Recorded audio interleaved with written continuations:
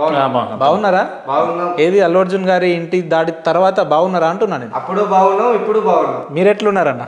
ఈ నిత్య జీవితంలో ఎట్లుంటాం కొందరు ఏంటంటే ఇక్కడ మా ఫోన్లు కొంచెం స్విచ్ ఆఫ్ అవుతున్నాయి. అంతే ఏంటంటే ఈ అల్లు అర్జున్ ఫ్యాన్స్ పేరుతో కొద్దిగా నిరంతరం మా యొక్క ప్రశాంత జీవితాన్ని మాకు ఫోన్ చేయడం, మా ఫోన్ నెంబర్లు ఇవ్వడం, అంటే దాదాపు 24 గంటలు మా ఫోన్ మోగుతుంది. ఇప్పుడు కొత్తగా వచ్చింది ఏంటంటే అవసరం ఉన్నోళ్ళే ఫోన్ చేసేవాళ్ళు. అవును. ఇప్పుడు అనవసరమైన వ్యక్తులు ఫోన్ చేస్తున్నారు. కొంచెం ఇబ్బంది, థ్రెట్టింగ్ ఉంది.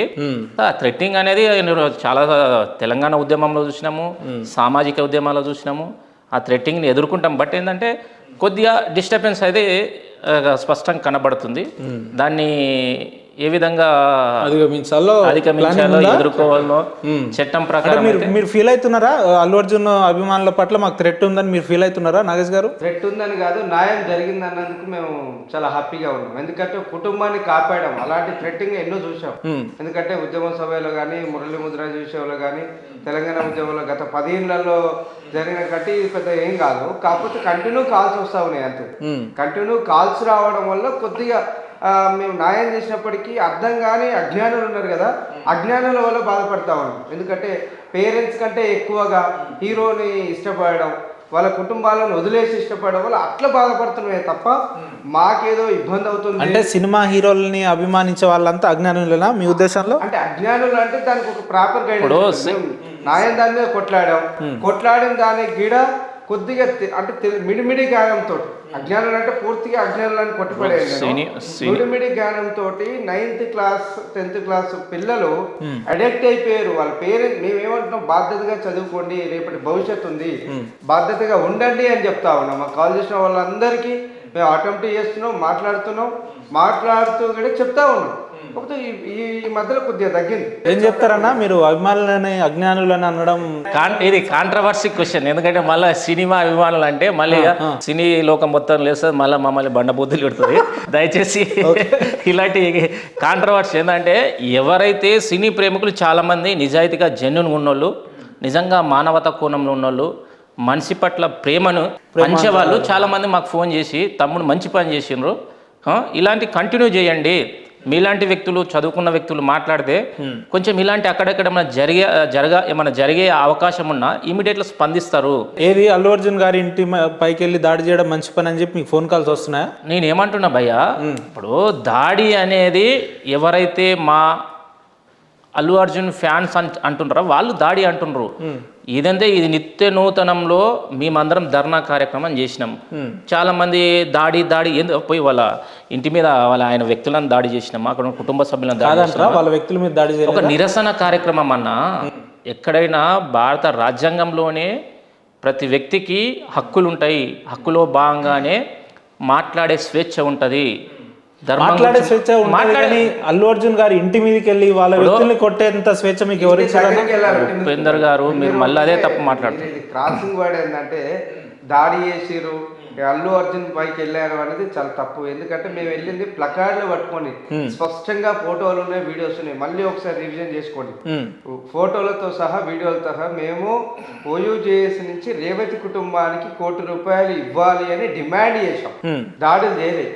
అక్కడున్న ఎవరైతే అక్కడున్న బౌన్సర్లు, వాళ్ళ సెక్యూరిటీ వాళ్ళు గేట్ లేయడం వల్ల, మమ్మల్ని వెనకంగా పుష్ చేయడం వల్ల ఇబ్బందిగా మేము అక్కడ. చెప్పండి బ్రదర్, మీరు అంటే మీ దృష్టిలో ఎవరైతే దాడి చేస్తున్నారో అని ఎవరైనా అంటున్నారో, ఒకవేళ ఇట్లా దాడి చేయడం వల్ల ఒక కుటుంబానికి న్యాయం జరుగుతుంది అంటే నిరంతరం దాడి చేస్తాం. గరీబోనికి మాటల ద్వారా కాదు, కేవలం దాడుల ద్వారా న్యాయం జరుగుతుంది అనుకుంటే ఖచ్చితంగా గరీబోని పక్షాల మేము 100%, మీరన్న దాడి కావచ్చు, మేమన్న ధర్నా కావచ్చు, నిరంతర ప్రక్రియ. అంటే మాటల ద్వారా కానప్పుడు ఏదైతే గీత సారం ఇట్లా అదే, గీతల శ్రీకృష్ణుడు బోధించింది అదే, ధర్మం కోసం న్యాయం కోసం కత్తి పట్టాల్సిందే. ఈరోజు అధర్మం రాజ్యం వెళుతున్నప్పుడు ఖచ్చితంగా దాన్ని హింసదారనే జయించాలని గీతను చెప్పింది. ఒకవేళ మీరు దాడి అన్నారనుకో, ఆ దాడిదారని కదా ఈరోజు 2 కోట్ల కుటుంబానికి, భాస్కర్ కుటుంబానికి, రేవతి కుటుంబానికి ₹2 కోట్ల 20 రోజులు స్పందించని రాతి బండలు, రాతి గుండెలు కావచ్చు, బండలు అనవచ్చు, నేను బండని అంట. ఎందుకంటే స్పందించని హృదయాలని ఒక రాయికి ఇట్లా చలనాన్ని తెప్పించినామనే ఆలోచన, ఆ యొక్క ఆ రాయి గిట్ల చలనాన్ని తెప్పించినామనే ఒక సాటిస్ఫాక్షన్ మాకైతే ఉంది.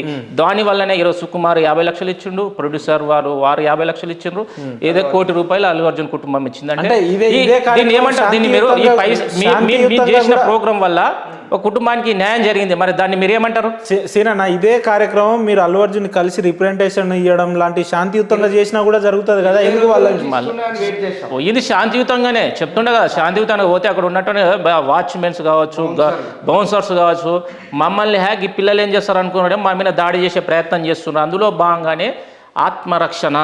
ఎక్కడైనా ఒక వ్యక్తి నీ మీదకి దాడి చేయడానికి వచ్చినప్పుడు నీ శక్తి మేరకు నువ్వైతే పోరాటం చేస్తావు కదా, మా శక్తి మేరకు మీరు చూడండి, స్వయంగా చూసండి. తమ్ముడు నాగేష్ మీద దాడి చేసి నాగేష్ మీద దాడి చేస్తే మేమందరం వాళ్ళు దాడి చేసిరని మీరు అంటున్నారు కదా, మీరు వాళ్ళ ఇంటికి పోయారా వాళ్ళ మీ ఇంటికి వచ్చారన్నా నాకు అర్థం కాదు.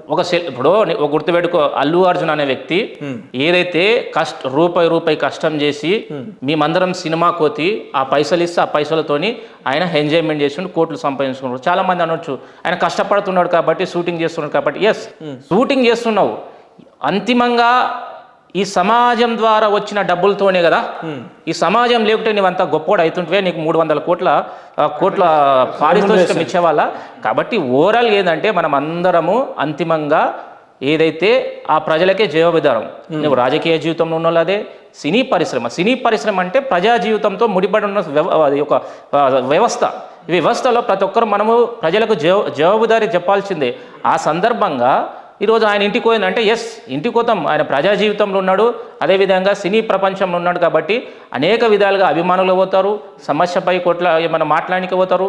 కాబట్టి నీ యొక్క వ్యక్తిగత జీవితం వేరు, నువ్వు సినిమా. ఇప్పుడు సమస్య ఉన్నప్పుడు ఖచ్చితంగా అల్లు అర్జున్ మాట్లాడాలని పోయినాము. 20 రోజులకి వెళ్ళి స్పందించలేదు సార్, మీరు స్పందించండి, మీ మీద నెగిటివ్ వస్తున్నాయి, రోల్స్ వస్తున్నాయి,